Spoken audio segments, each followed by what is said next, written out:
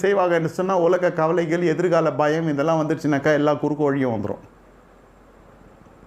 இல்லை, இன்றைக்கி பணம் இல்லாமல் இருந்தால் நாளைக்கு கர்த்தர் கட்டாயம் தருவார்.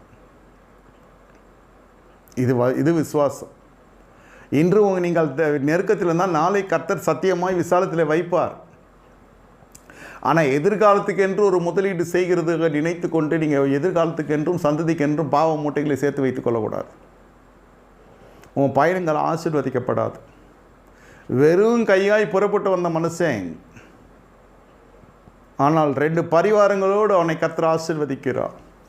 90 பேர், ஒரு பெரிய கூட்டம் புறப்பட்டு வருது. அதுக்கு முன்னாடி மாட்டு மந்த, ஆட்டு மந்த, ஒட்டகம், இல்லாத பொருளே இல்லை, இல்லாத மந்தையே இல்லை. யாக்கோபுடைய பொருளாதார ஆசீர்வாதத்தை நான் சொல்லுகிறேன்.